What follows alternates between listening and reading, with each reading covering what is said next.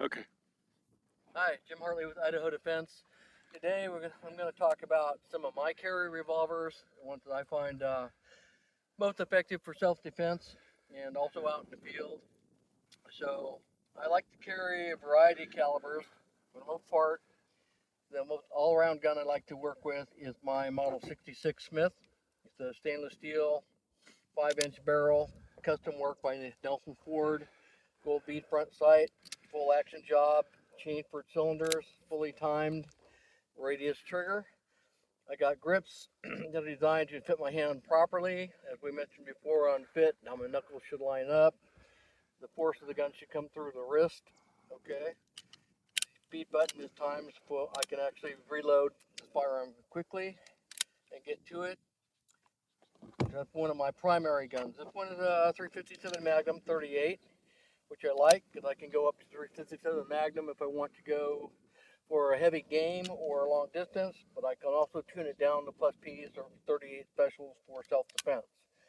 So this is a go-to gun for me. Next on my list would be my Model 10. Now this is a 38 only, also redone by Nelson Ford down in Phoenix, the gunsmith.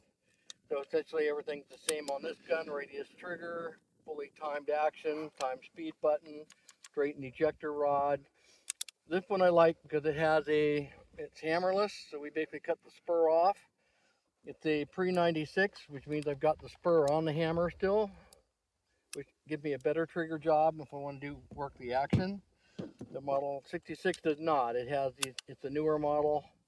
It is a Hillary hole gun, but all the same, you can get fairly good action jobs in these as well. Okay. This one I like for concealment. I have a nice sight radius, about 4 inches on it. Okay. This one I did color the front ramp, give me a little bit of perspective. I like having milled in sights on the receiver. These are pretty much indestructible. And from the factory, the barrel time, they usually come to dead on at 15 yards or so. So this one will not grab on clothing, so we can do the hand test, which I tell all my students. The gun should run smoothly over the hand without gripping or biting you. Then it's not going to grip or bite your clothing when you come out on the draw. Okay, nice medium framed revolver, and can handle a nice 38 load for self-defense. My other go-to gun would be my billy carry, which is a 5-screw pre-10. I happen to get lucky on this gun and get it at a gun show for a really, really good price. Again, you'll see on it, it is pre-10, bird hammer. You have the action work on it. I prefer the original grips on the particular gun for this carry. When I sighted this gun and went out and shot some sighting rounds, again, it's shooting 1 inch at 15 yards, and it's a good billy carry firearm. Okay, again, D2 or 38, this one is 357 Magnum 38. Okay, and then a different type on this, I've got a 45 ACP 625, worked over by Nelson again down at the gunsmith in Phoenix, Arizona. Everything's been done on this gun as well. So I've got the speed button tuned, I've got the radius trigger, I have the action job, I've got the gold bead front sight, and I've got the proper fitting grip on the gun. Okay. So there's some minor differences between each one of this gun, primarily with reloading.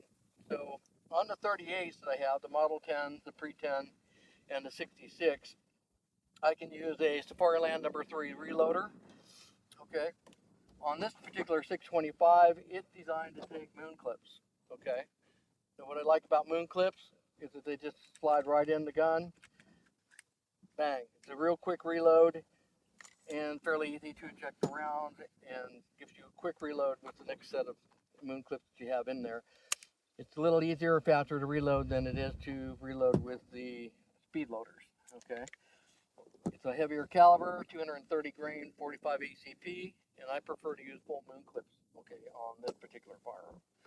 All right, so we're just going to go through and shoot a few rounds with each, okay, kind of show you how to reload a little bit. But to get you familiar with these particular firearms, the revolver is an effective firearm for self-defense. So people are coming back to revolvers because they have the lower signature on the carry for concealment. They're simpler to operate. Basically, it's a point and shoot gun. You don't have to diddle with any magazine releases or have to worry about any magazine malfunctions on the gun. Your malfunction technique is just essentially to press the trigger again for the next round. Okay, very simple operate, point and shoot. What some people don't like about revolvers is that they have like the 6-round or 7-round capacity. But if you get practice with your speed loaders, it's not hard to get below 2 seconds with a loader and within a second with your moon clips. Okay, so there'll be a reload required, but the average gunfight is not going to be 1,000 rounds. It's going to be something in the order of, 5 to 6 or whatever, maybe less in actual combat situations, statistically speaking. So they make good guns to carry. Okay, they're ruggedly built. I think they're a little bit more solid than some of the semi-automatics. They are more expensive because of the milling and the precision involved in dealing with the parts. Didn't used to be that way when I was growing up. The semi-automatics were more expensive than the revolvers. It's flipped around now. So good quality revolver that's been reworked is probably going to run you in a neighborhood of about $1,300 to $1,500. Okay. So for example, my Model 66 came new, it's at $750, but all the work I did on this one is another $400 to $500. The same for the Model 10, and the same for the 625 to get the improvements I need. Okay, so the improvements that were essential on these particular guns have to deal with the smoothness of double action. But when you fight with the gun, it's going to basically be a double action fight. Okay. So you want a smooth trigger, okay, a comfortable set of grips that do the job for you and keep the gun with the natural point of aim that we talked about in previous videos. All right. So I'm going to put my ears on and we'll walk through some of the mechanics of just shooting each of these particular firearms. Then I'm going to switch my gear and show you some of the mechanics of working with the 625 and make some comments along the way, okay? So, eyes and ears on. We'll start with the Model 66. Okay. So the Model 66, I like to use the Kydex holster. Leather works well too, but for concealment, we don't want to have snaps, flaps, or straps. But if we're out in the field, you probably want more of a field holster that has a snap or a strap to keep things a little bit more secure. Okay. So the draw is as before. It's going to be up, forward, tension, roll, touch, and press. Okay. But to show you the reload, basically you're going to come out, get the button, and I want 2 fingers in. If you had rounds in the gun, you bring the gun around, pop it, bring the gun back up, get your loader, index finger between the 2 rounds, aim for the flute, and you do your press. Get rid of the speed loader, and then you'd come up in a nice smooth press all the way through. Okay. Come on back, hit the button, come back around, pop out, 6 loader, shut, and then repeat. Okay. So that is the Model 66. Okay. All right. So now we're going to go to the Model 10. Fairly similar.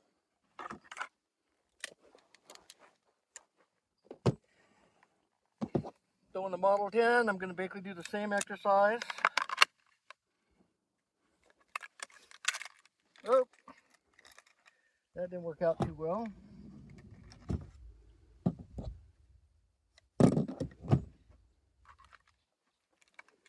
All right, it's going to come up, drop open,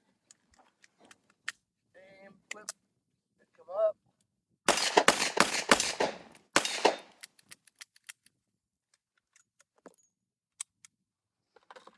Okay. All right.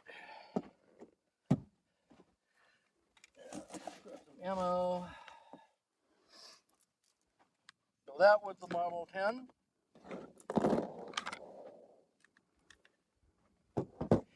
Now we're going to go to the Pre-10. And I will load up a loader here. The nice thing about the Safari Lands, one thing to be careful, which I did, is I pressed the top in here and I basically put all my rounds into my pouch. So you got to be careful on these spring-loaded Safari Lands, but they are, outside of the jet loader, they're the quickest loader you can get for your gun if they make them for your particular model. So they're fairly easy to load.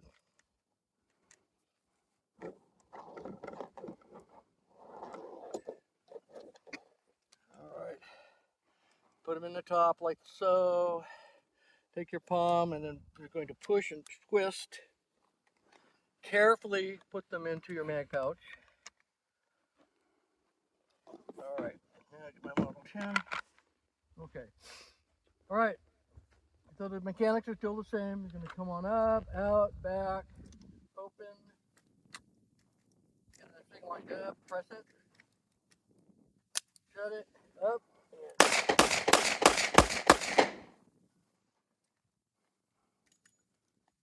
and one thing to notice about these particular guys is they don't have a full stroke. You got maybe a half stroke there, so when you pop it, you may not get everything out. So if it doesn't come out, you're going to have to come back around and strip the rounds out, depressing the ejection rod, then get your reload, and up and press, press, press, press. Okay? So that is the Model 10 310. Okay? Now, got to change my gear here a little bit. I'm going to go with the bigger frame revolver.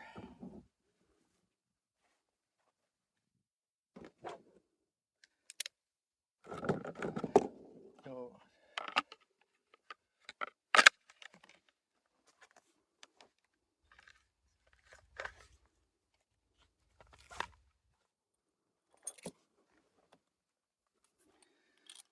all right. All right.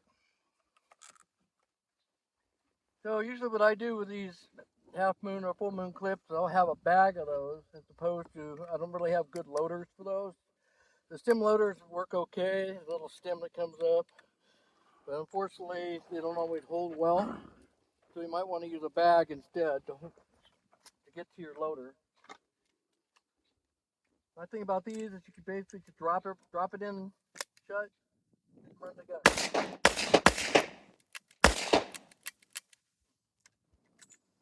They pop out as a unit, and then you can just load the next unit up and in. So in those loaders, these full moon clips are very fast. So you see some of the top shooters will be running like a 625 or some rim gun with moon clips. That reload can be mastered within a second, shot to shot, much easier than using things like the reloaders like this. But anyway, so the moral of the story is these guns are still very effective. They shoot very well. It's pretty much very easy to keep things cored in the center. Okay. We're basically we're cored in. All right. All right. Everything is easy to keep there. As long as you got a good 9-pound, 10-pound press pull with no creep, okay, it's just simply going to be an easy stroke on the trigger all the way through the drop. Quite a bit more travel, as you notice, than there's going to be in a revolver.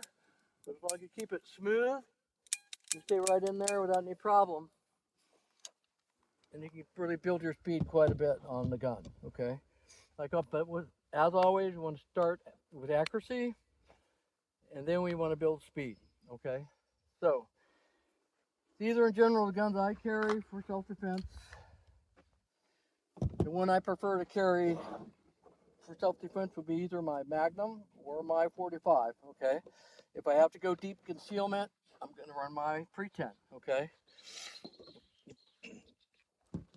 If I'm going to be carrying under concealment and I don't want to have any possibility of dragging, I'll be running my spurless, my dehammered gun. Well, I should say despurred gun, so that's not going to catch on anything, okay? So these would be my deep concealment guns, and these are basically going to be my self-defense carry guns. So these I usually carry open, okay? In wintertime, I might be able to conceal them with a jacket, but these are the two guns I'm probably going to be carrying for my concealment, okay? So the choice of revolvers is yours. I stick with Smith & Wesson. I love that brand. It's bulletproof, easy to get good triggers on them and so forth, reasonably priced gun. Taurus would be my second choice. Probably running up the third rank would be a Colt. And that's just from my experience, it's just the way I see it. I understand that other people out there will have different opinion on which gun is best. Either way, you get a high quality revolver, it will service you well. Just the thing to think about for concealment, thing to think about for, outside the waistband, uh, and magnum carry. Okay. For your equipment, speed loaders, they're going to be essential for your rim cartridge guns. For your rimless guns, you're going to be running full moon clips. Okay. The fastest reloads you're going to get are going to be out of your moon clips. But then again, you can't do onesies and twosies with these. You're going to be running the full moon clip, so you better have plenty of moon clips. You picked a lot of problems, all right? Okay, speed loaders, yeah, you can also do your usual onesie, twosie here, not any problem. Once you get the gun loaded and then fire a few rounds. But with the moon clip guns, you're going to be shooting all 6 and then reloading a whole new set of the moon clips. So you need a lot of these. These you can carry with a couple loaded and some free ammunition to reload your loader, okay? These take a tool, and so if you're going to be using moon clips, you need to get yourself a moon clip tool. Either really pretty slick for both loading and unloading. So that's unloading. In the load, you drop the 6 rounds in there, turn it over, and just twist the handle, and you'll get everything loaded in your moon clip. Okay. Moon clips usually require a tool. They're very, very difficult to do by hand, and you might bend the actual moon clip. So get yourself a jet loader, or this particular brand is called the BMT Mooner. So I love the Mooner. Online, runs me about $104. Okay, they only take PayPal, but that's what you're going to want to run for your moon clip gun. Okay. All right. So if you have any questions, just email me or whatnot. James.Hartley at IdahoDefense-LLC.com. You can call me at 928-444-6414 if you'd like some instructions or just to chat about revolvers or gun shooting in general. We can also be reached at www.IdahoDefense-LLC.com. The website's currently down, but we're going to be bringing it up here probably in the next month. So right now it's July 16th. So expect our website back up around August 16th, and we can contact us there. Or you can contact us through the Firing Edge in Lewiston as well. So with all that, have a great day. It's James Hartley, Idaho Defense, and that's my take on revolvers.